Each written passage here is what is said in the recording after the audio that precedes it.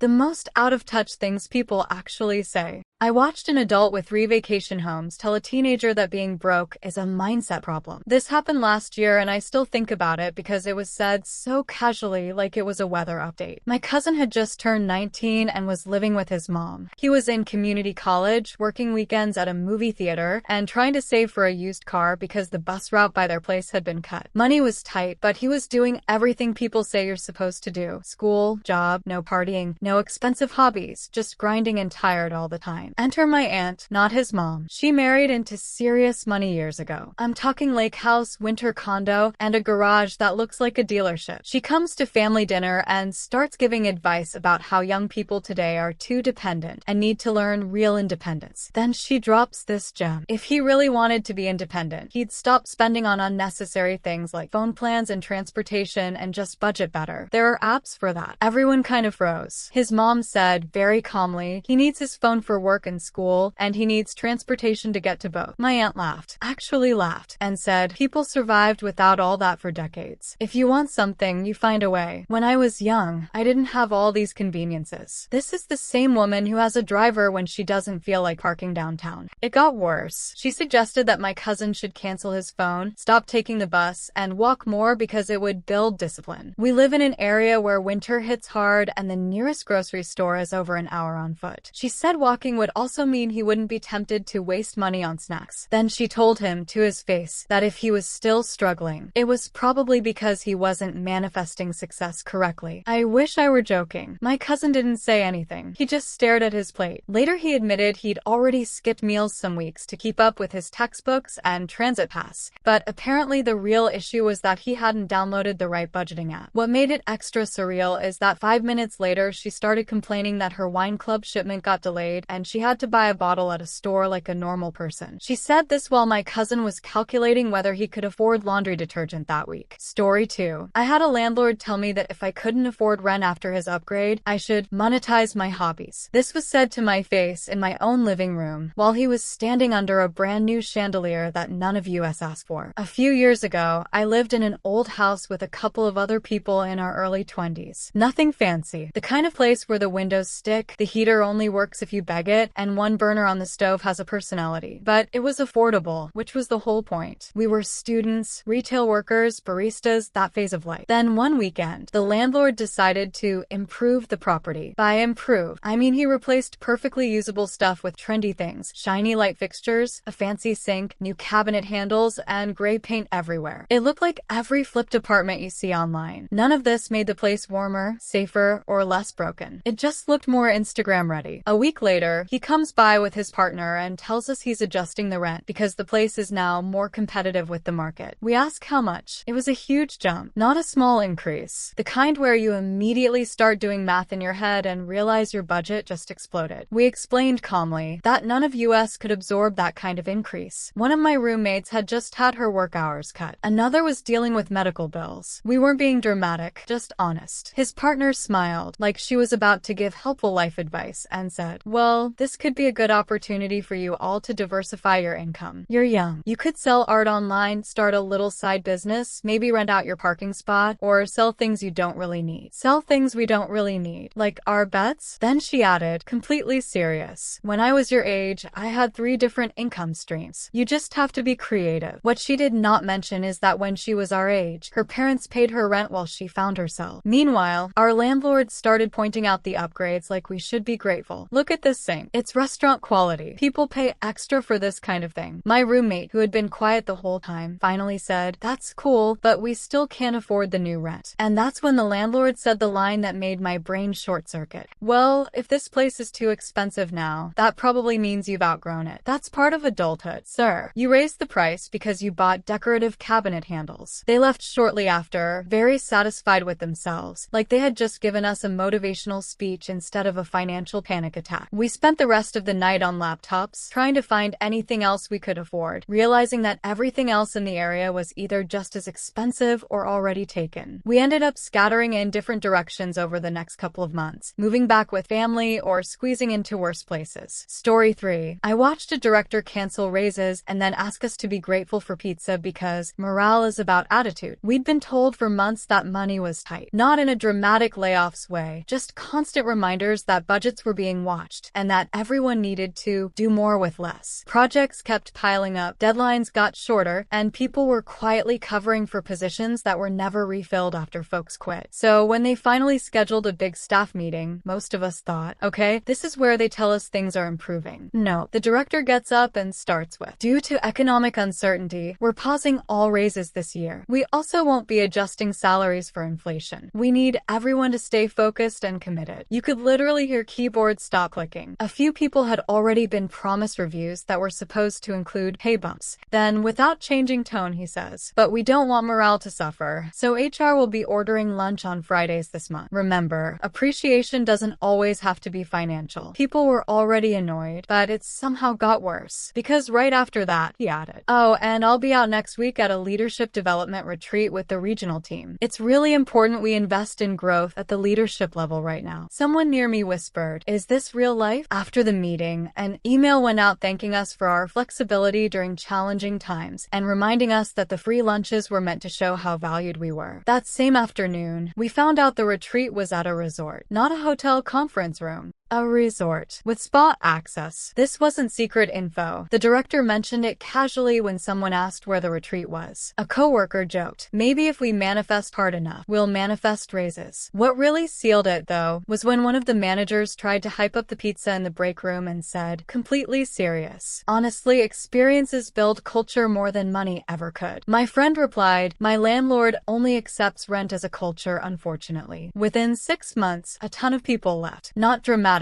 just one by one, finding other jobs and disappearing from the team chat. The company kept acting shocked about turnover and kept sending surveys asking why morale was low. Story 4. I once heard a parent say that doctors worry too much while their kid was literally hooked up to monitors. I was there for a routine appointment, just scrolling on my phone when a family came in already arguing. The parent was pacing, clearly furious about something, while 2 kids sat on the chairs looking exhausted and confused. One was a toddler, the other maybe elementary school age. A nurse called them back, and a few minutes later voices started carrying down the hallway. Not screaming, but loud enough that everyone in the waiting room could hear pieces of it. The doctor was explaining that the toddler wasn't gaining enough weight and that they needed to run more tests and possibly start supplemental feeding if things didn't improve. Very calm, very professional. The parent cuts in and says, you people always jump straight to worst case scenarios. If you'd stop stressing parents out, kids would do better. Stress is what makes people sick. The doctor tries again, talking about growth charts and symptoms, and the parent responds with, negativity attracts problems. If you keep telling me something's wrong, you're just making it real. At that point, the older kid wandered out into the hallway and sat on the floor by the door, clearly overwhelmed. A nurse gently asked them to sit back in the chair, and the parent snapped from inside the room. Why are you out there? Get back in here and sit down, you're fine. No concern, no comfort, just irritation. A few minutes later, the doctor came out to get paperwork, and the parent followed, still talking loudly, saying things like, I'm not letting you turn my child into a medical experiment. Bodies fix themselves if you don't interfere. Someone in the waiting room quietly said, oh my God, under their breath. What really stuck with me was when the parent said, almost proudly, I don't believe in labeling kids as sick. That kind of thinking is what causes problems later in life. Meanwhile, the toddler looked tiny and pale, and the older kid was hugging their knees like they were trying to disappear. Eventually they left, still muttering about how doctors just want to scare people into treatments. The room stayed silent for a solid minute after. It wasn't just that they rejected medical advice. It was the confidence. Like refusing help was some kind of moral high ground, and everyone else was just too negative to understand. Story 5. I once paid $40 to attend a financial freedom workshop, and the first tip was basically, start by already being rich. A friend convinced me to go with them to this community center seminar that promised realistic money advice for everyday people. The flyer had words words like practical, step-by-step, and no experience needed sounded harmless enough. The speaker comes out very confident, very motivational, pacing the stage with a headset mic like he's about to drop life-changing wisdom. He says, "Step 1, eliminate all major expenses." Okay, reasonable, right? Then he explains what he means by that. He says everyone should first make sure they don't have housing costs, don't have transportation payments, and don't have family-related education expenses. Not reduce, not manage, just not have them. Someone raises their hand and asks, "How do you do that?" He smiles and says, "Well, ideally you should already own your home outright, drive vehicles you fully own, and have family support systems that cover schooling." I remember looking around like, did I walk into the wrong room? Then he says, "Once you're free of all that, you can finally start building real wealth by investing most of what you earn." Most of what you earn. Another person asks very politely, "What if you don't have those things paid off?" He pauses, then says, "That just means you need to focus on increasing your income first. Opportunities are everywhere if you're willing to work harder and think bigger. Think bigger. On my current paycheck." Sure. Then he drops the line that made my jaw actually clench. Financial struggle is usually a result of limiting beliefs. Limiting beliefs. Not rent. Not medical bills. Not childcare. Beliefs. To wrap it all up, he finishes with this big inspirational moment where he says something like, "And don't forget, if you stay faithful and trust the process, the resources will come to you. So budget less, believe more, and somehow the mortgage disappears." People were nodding. Actually nodding. My friend and I left early, and in the parking lot they said, "I feel like I just got told it's my fault I'm not wealthy." That workshop didn't teach me how to manage money. It taught me how wildly disconnected some success advice is from how regular people actually live. Story 6. I was told by a police chief that officers literally cannot commit crimes ever because their job makes them immune to premeditation during a private meeting my community group had with the local police department about reform policies. We were discussing ways to increase accountability and reduce excessive use of force. I expected pushback, maybe a lot of defensive nodding, but what we got blew my mind. The chief looked straight at us and said something along the lines of, "You're misunderstanding the law. Officers are charged with enforcing it. Crime requires premeditation. By definition, a police officer can't premeditate to commit a crime while on duty. What we do as law enforcement can never be considered criminal activity." I sat there blinking, trying to parse the words. My brain kept asking, are they actually saying what I think they're saying? A few members of our group tried to clarify. So if an officer assaults someone without cause or uses excessive force, that's not a crime? The chief's response, not if it happens in the course of doing your job. Our mandate prevents premeditation. Legally, it's not the same as a citizen committing a crime. The room went quiet. Someone muttered, "This is surreal." What made it even more absurd was the context. This meeting happened months after high-profile incidents in other states. We were trying to create programs to improve accountability. We weren't accusing anyone personally. We were discussing systemic change. But the chief somehow turned it into a logic game about the nature of crime, implying the people affected, especially minority communities, were misunderstanding basic definitions. Before we move on to the next story, make sure to like the video and subscribe if you're enjoying the content. Story 7. I was once told to guarantee employers can't ignore me by sending my resumes with glitter. Yes, glitter. Everywhere. I was graduating and starting to look for work. A family friend, someone I trusted for their career experience, decided to give me unforgettable advice. She said, very seriously, "You have to make it so they absolutely cannot overlook you. Stand out. Be bold." Then she walked me through her plan. My resume should be printed on a dozen different colors of paper, mailed to each place I wanted to work. Not just one copy, a dozen. And every single envelope should be sprinkled with glitter, because nothing says "hire me" like tiny sparkles all over the post office counter. I paused. I blinked. I considered the implications. This was right around a time when mailing things to offices was, not considered entirely safe. Anthrax attacks had just happened, and workplaces were on edge about mail security. She leaned in and said again, very earnestly, "They can't ignore that. Make sure the glitter gets everywhere. It's part of your brand." I politely nodded, thanked her for her creativity, and then never ever tried that advice. Story 8. I once had someone ask me how homeless people can even afford a phone, like the universe should automatically make them ineligible for one. Story 9. We were doing a small workshop on applying for aid and support services, and a volunteer from outside the program, someone new to social work, made this comment during a discussion about outreach strategies. They said, "Almost almost indignantly. Wait, if they're homeless, how are they paying for phones? Doesn't that mean they're not really struggling? I stopped for a second. Other volunteers looked at each other, silent. Then I said, actually, a phone is essential. It's how you get alerts for housing opportunities, apply for jobs, contact social services, and even stay in touch with emergency contacts. Without a phone, you're essentially cut off from society. They blinked like this was a revelation. Then they replied, but rent is so expensive. How can they cover both? I explained that people make all sorts of trade-offs, rely on prepaid plans, shelters, charitable programs, or even free community Wi-Fi to stay reachable. Phones are not a luxury anymore. They're basically a lifeline. Story 10. I once had a friend proudly tell me he could use a condom twice by just flipping it inside out. During a casual hangout with a few friends, we were talking about relationships and adulting, and this one friend, very confident, drops the line, I don't want kids. Obviously. But here's the genius part. When you use a condom, you just roll it on the other side and it's good for round 2. Saves money, right? I nearly fell off my chair laughing. Not just because of the claim itself, but because he was so serious. Like this was a life hack he had discovered that the world needed to know. Another friend tried to explain very carefully that flipping a condom inside out is not safe at all. It exposes it to fluids from the first use and basically guarantees failure. But he nodded like he already knew it and just didn't care. He spent the next few minutes listing all the reasons it worked with an entirely straight face. We were crying with laughter, half out of disbelief, half because he genuinely couldn't see why it was a terrible idea. It wasn't just funny, it was mind-blowing. Story 11. I once overheard a wealthy board member tell millennials that the solution to buying a house is simply freezing leftovers instead of eating out. My coworker was chatting with an older board member about how nearly impossible it is for younger people to afford housing today. The board member, who owns a large lakeside property, leaned back in her chair and started giving life advice, apparently serious. She said something along the lines of, young people don't know how to manage money. You just need to plan ahead, freeze your leftovers instead of ordering takeout, and you'll be able to save for a home. My coworker stared at her, unsure whether to laugh or cry. Another person at the table politely nodded, but the disconnect was so extreme it was almost painful to witness. Story 12. I once had a friend tell me that 3 steps at a bar aren't a big deal for wheelchair users, like accessibility is optional. I was venting to a friend about a local bar I liked but hadn't gone to in a while because it was basically impossible to enter in my wheelchair. I explained how there were 3 steps at the entrance and no ramp, and how even asking staff for help made me feel like I was inconveniencing everyone. He casually waved it off and said, oh, it's just 3 steps. What's the harm in that? You can just ask someone to help. I froze for a second. The phrase just 3 steps repeated in my head. It wasn't about inconvenience. It was about independence, dignity, and access. Able-bodied people genuinely don't realize how many spaces are still designed as if disabilities don't exist. I tried to explain gently that needing help for any barrier, even 1 step, doesn't mean it's small or trivial. It's not just steps, it's being excluded from normal social spaces. He nodded but clearly didn't fully get it, like this was some minor inconvenience I was overthinking. Story 13. I once had a 62-year-old ex-boss tell me she should get a waitress job while lamenting that her $500,000 real estate income this year wasn't enough. Few years back when I was working as a part-time office assistant, earning about $18 an hour. My ex-boss, who had spent decades in real estate, was griping about how the market hadn't been great lately. She turned to me mid-conversation and said, completely dead serious, you know, maybe I should just get a waitress job. Always wanted to try it anyway. I blinked. $500,000 a year. And she thought a minimum wage serving job would somehow be a realistic fallback? I laughed nervously, unsure if she was joking. She wasn't. It reminded me instantly of my mom's old advice from the 1980s. Learn to type, you'll always have a job. Both statements carried this bizarre nostalgia for a world that doesn't exist anymore, combined with a total disconnect from actual financial realities. I tried to explain gently that waitressing at 60 plus isn't the same as it was decades ago, and that, well, she probably didn't need to worry about income like most people do. She waved me off, clearly thinking I was missing the bigger picture, her bigger picture, where you can just pivot into minimum wage labor at will. Story 14. I once poured drinks at a corporate mixer and overheard someone say that $100,000 really isn't a life-changing amount of money. I audibly gasped. At an industry networking event, I was tasked with pouring wine for attendees, and I didn't know most of them personally. 2 people were chatting near the bar, clearly comfortable and affluent. One said casually, honestly, $100,000 isn't life-changing. I almost dropped the bottle. I had to take a step back, breathe, and remind myself that this person probably probably never had to worry about rent, groceries, or medical bills.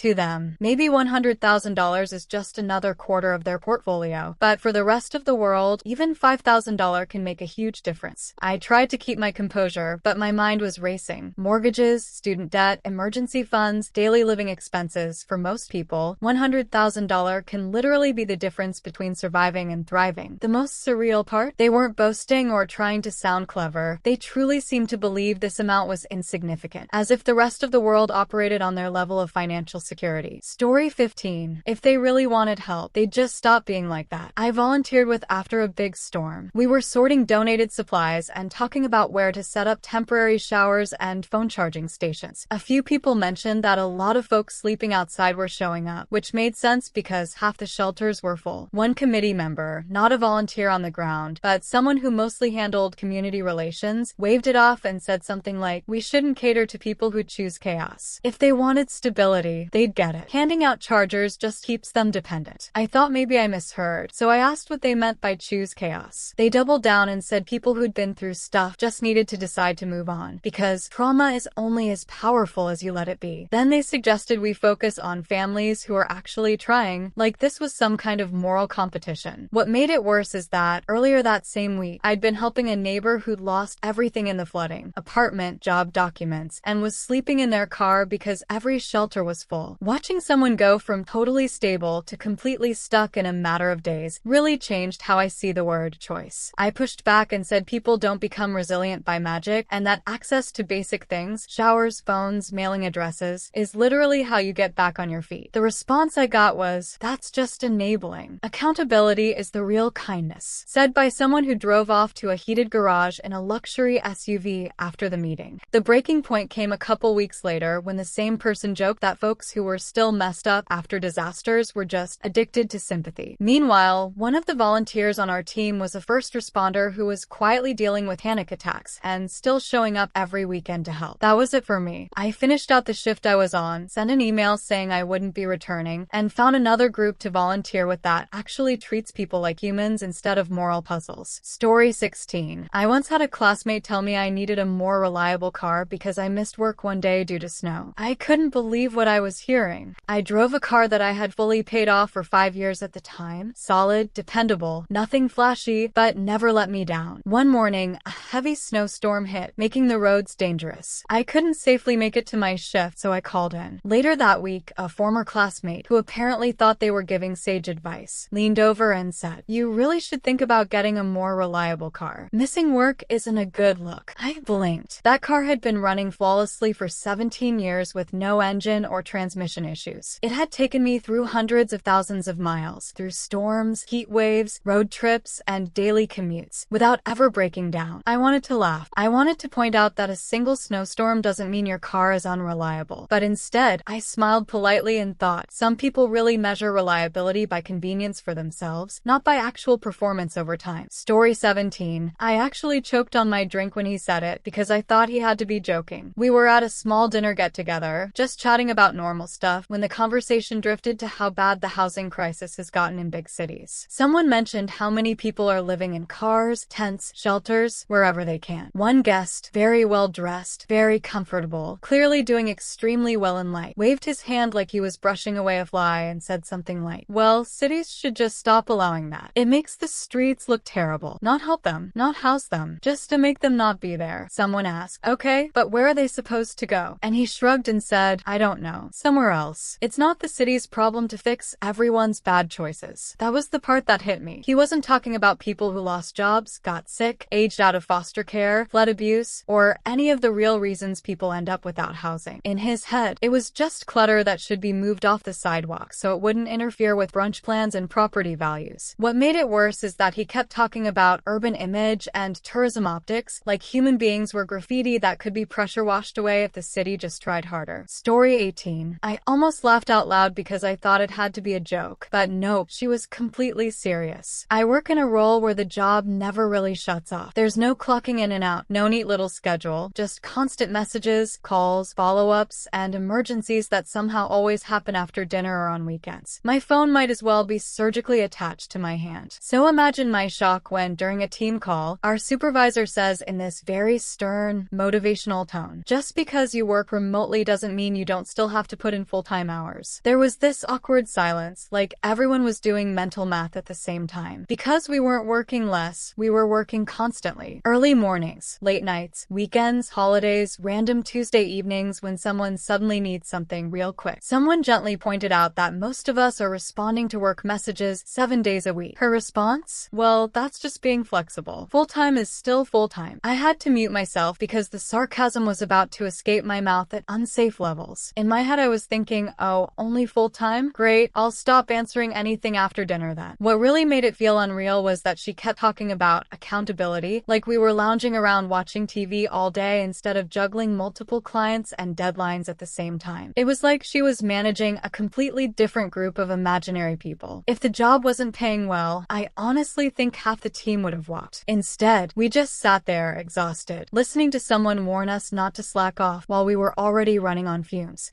Before we move on to the next story, make sure to like the video and subscribe if you're enjoying the content. Story 19. I thought I was hallucinating from exhaustion when I heard it, because no normal human would say that out loud in that place. I was sitting in a hospital waiting area that felt more like a limbo than a room. Families whispering, machines beeping behind closed doors, nurses moving fast but quietly. Everyone there looked like they hadn't slept in days, just waiting for news that could go either way. Then in walks a couple who clearly lived in a very different universe. Designer clothes, expensive luggage, and an attitude like they'd accidentally checked into the wrong resort. The husband was being escorted by staff, moving slowly, clearly not in great shape but stable. The wife, meanwhile, was loudly scrolling through her phone and saying things like, "I was told this was a premium medical center. Where are the private lounges? Why is it so depressing?" I remember thinking, man, it's depressing because people are fighting for their lives. She kept going, complaining about the chairs, the lighting, the lack of cafes nearby, how long it took to get someone to answer her questions about accommodations. At one point, she actually said, "If you're paying this much, you shouldn't have to sit around like this." Meanwhile, 2 seats down, someone was quietly crying into their jacket. It wasn't just tone deaf. It was like she genuinely could not comprehend that hospitals aren't meant to feel luxurious, especially when people are being rushed into surgery and families are bracing for bad news. To her, it was a customer service problem. To everyone else, it was the worst day of their lives. Story 20. I had to excuse myself from the conversation because I genuinely couldn't trust my face to stay neutral. A few years back, after a massive storm hit a popular island destination, the news was full of stories about power outages, people losing homes, hospitals running on generators, the kind of disaster that takes years to recover from. Around that same time, someone I knew casually mentioned they were supposed to take a luxury trip there. Instead of worrying about the people who live there, they sighed dramatically and said, "It's such a disaster for me. I had to move my trip because the views won't be nice for photos anymore." Not because infrastructure was destroyed, not because local businesses were struggling, because the scenery wouldn't look good on social media. They went on about how frustrating it was to rearrange bookings and how they'd been dreaming of that water forever. Like the only tragedy worth acknowledging was their interrupted vacation mood board. Meanwhile, the same news segment playing quietly in the background was talking about families who didn't have roofs anymore and schools that wouldn't reopen for months. Story 21. I actually laughed because I thought it was sarcasm, and then I realized they were dead serious. I was stuck in a long checkout line at a big store when their system suddenly crashed. Screens froze, scanners stopped working, and employees were running around trying to figure out what was going on. Everyone was annoyed, but most people were just waiting it out, scrolling on their phones, typical stuff. Then the guy behind me loudly announces to absolutely no one in particular, "I don't get why they're just standing there. Back in my day, you didn't need computers to sell things. You used your brain and did the math." A couple of people around him started nodding like he'd just delivered a TED Talk. He kept going, complaining, saying the workers were spoiled by technology, and that if they really wanted to help customers, they'd just start writing down prices and totaling everything by hand. As if modern stores even have individual price tags on most items anymore. Meanwhile, one of the employees nearby looked like she was on the verge of tears, trying to coordinate with a manager and explain to customers that corporate had to reboot the entire system before anything could move again. What got me was how confidently he blamed the workers for something completely outside their control, like a nationwide tech system failing was somehow caused by a teenager at a cash register not working hard enough. Story 22. I had to mute my mic because I was about to lose it laughing and crying at the same time. One of my longtime friends genuinely believes she's just average. Not struggling, sure, but definitely not wealthy in her mind. She loves to say things like, compared to real rich people, my family is basically normal. Which is wild, because in the same breath she'll casually mention things like flying out for a weekend because she needed a change of scenery, or how stressful it is to decide which apartment she'll keep when she starts working. Not rent keep. The moment that really broke my brain was when she was complaining about how expensive life is and said, I don't even know how people save money anymore. Then immediately followed it with, I just bought another designer jacket because it was on sale, so technically I saved. Story 23. I remember thinking, wow, that was supposed to be the kind response? When I was younger, I overheard a conversation between two older relatives after a tragic local news story about a deadly accident involving a group of teenagers. It was already heavy, the kind of story that makes everyone quiet for a minute. One of them shook their head and said something dismissive about the kids, like their lives somehow mattered less because of where they came from and what they looked like. It wasn't shouted, just said casually, which somehow made it worse. The other relative immediately jumped in, clearly trying to defend the kids, and said something along the lines of, well, you never know, people end up in all kinds of situations. Life's strange like that. She meant it as a moral lesson, like, don't judge, because fate could have put you anywhere. But the way she said it made it sound like becoming one of those kids would have been some kind of cosmic accident, rather than just being born into a different family. It was well-intentioned, but still framed their existence as some unfortunate alternative timeline, instead of just normal human lives. I remember standing there thinking how strange it was that even the person trying to be compassionate still couldn't quite say, those were kids. That was awful. Full stop. Everything had to be filtered through hypotheticals and distance. Story 24. I actually checked the room to see if anyone else heard it, because I thought I must have misunderstood. This was during a public discussion about how impossible it's become for young people to afford housing. Rents were climbing, deposits were ridiculous, and people were talking about moving back in with roommates in their 30s just to survive. The mood was pretty grim. Then a well-known official gets up and says, very confidently, something like, well, families should really step in more. That's what family is for. Not as one possible option. Not as a support if you're lucky enough to have it, but as if it were a universal backup plan that everyone could just casually access. I remember thinking, do you think everyone has parents who can just write checks? Plenty of people don't have living parents, or have parents who are barely scraping by themselves, or grew up supporting their families instead of being supported by them. But this person spoke like financial rescue was just a normal stage of adulthood, like getting your driver's license. What made it worse was the tone. It wasn't sympathetic. It was almost scolding, like people were being irresponsible for not having wealthy relatives ready to bail them out of a broken system. Story 25. I swear my brain did a full error reboot when I heard the sentence. I was working a slow shift when two people near the counter started venting about prices. Groceries, gas, utilities, the usual greatest hits. Lots of head shaking. Lots of how does anyone afford this anymore? Then, without missing a beat, one of them says something like, and these young people still expect higher pay for entry-level work. The nerve. I stood there thinking, you literally just finished explaining why everything costs more. You were halfway to the conclusion and somehow still missed it. She kept going about how when she was younger, people were grateful just to have a job, and how wanting more shows a bad work ethic, all while holding a receipt and complaining about how much it costs to buy 3 items. It was like watching someone connect all the dots except the last one, then declare the picture finished. What really got me wasn't even the opinion. It was the total disconnect between cause and effect. Prices go up? That's terrible. Wages go up to match? Suddenly that's entitlement. I wanted to say something, but I also wanted to keep my shift peaceful, so I just nodded and rang up the next customer. Story 26. I remember sitting there thinking, thinking, wow, you really said that out loud, and hit submit with confidence. Back in school, we had a class where we had to write opinion pieces and then stand up and argue our position in front of everyone. The whole point was to pick something controversial and defend it. One guy in class chose education costs as his topic and basically argued that higher education should only be for people who can pay for it upfront. His reasoning was that borrowing money for school is irresponsible and that people should just wait until they can afford it on their own. What made it wild was that everyone knew his family was covering everything for him. No job, no savings, no stress about tuition, just straight from graduation into a fully funded future. When it came time for class discussion, people started asking questions in their written feedback like, what about people whose families can't help? And how long are people supposed to wait while tuition keeps rising? And then he never showed up for the day we were supposed to debate it. The teacher said he had a scheduling conflict or something, but the timing was suspiciously perfect. His paper still got discussed, just without him there to answer for it. So we all sat there picking apart this argument about personal responsibility, while the one person who wrote it didn't have to hear how detached it sounded from most of our actual lives. Story 27. I actually stopped mid-sentence and stared at him because I wasn't sure if he was joking, and he wasn't. I'm a grad student living abroad, scraping by on grants and part-time jobs. A few months ago, I found ridiculously cheap train tickets to go see my family, like cheaper than I'd ever expected for that distance. I was genuinely thrilled and immediately told my advisor I'd be gone for the week. I even mentioned how affordable it was because, you know, people actually care when someone's budgeting. His only response? Well, that doesn't really justify the emissions, does it? I blinked. I repeated that I had to travel to see my parents because I hadn't seen them in over a year, and he just nodded, like my excitement or financial situation didn't exist. It was all about some theoretical environmental impact, ignoring the fact that I'd literally been living off instant noodles and bus rides for months. It was surreal. Here I am, celebrating that I could finally afford to see the people I love, and the only thing that mattered to him was my carbon footprint. Not my money stress, not my emotional need, just that my happiness might have theoretical consequences for the planet. I didn't argue. I just went on my trip, trying not to dwell on how completely disconnected some people's sense of perspective can be. Story 28. I actually froze because I couldn't believe someone could be that clueless about someone else's life. A few months ago, I asked a friend to help me move some small furniture from my old apartment to my new place. I didn't have a lot of stuff, just the basics, and I was already nervous because I've been living independently since I was 16. Money's tight, and I've never had family support to fall back on. During the move, he accidentally dropped one of my small bookshelves. It split along a seam and warped, completely unusable. I looked at him and waited for some kind of reaction. His response? Just buy a new one, no big deal. No offer to fix it. No apology beyond a shrug. Nothing that acknowledged that this wasn't just furniture to me. It was a part of my life that I'd had for years. One of the few things I could afford on my own. Luckily, another friend came over later, patched it up with some glue and screws, and now it's functional again. But the first friend never even asked if I was okay or if he could help replace it. Story 29. I actually paused the video and just stared at him for a solid 10 seconds because I couldn't believe he asked that out loud. My partner and I were watching some random lifestyle videos online when an ad for a home pregnancy test popped up. The commercial showed a woman taking the test, looking anxious, and then letting out a huge sigh of relief when the result was negative. Pretty normal stuff, right? Then my husband, who is usually sharp about other things, leaned over and said, "Wait, why would anyone want a pregnancy test to come back negative?" I just froze. I had to repeat it in my head to make sure I'd actually heard him correctly. I mean, the idea that a woman might be relieved not to be pregnant because it's not the right time, or for her health, or for any number of reasons, it completely didn't compute in his mind. I tried to explain gently, not every negative is bad. Sometimes it's exactly what someone needs. Being pregnant isn't always the goal. He tilted his head like he was trying to solve a math problem, clearly struggling to understand that a negative result could be a positive outcome. The rest of the video went on, but every few seconds he muttered, "I still don't get it." Thanks for watching. Don't forget to like and subscribe. Got a story to share? Drop it in the comments and let us know which one was your favorite.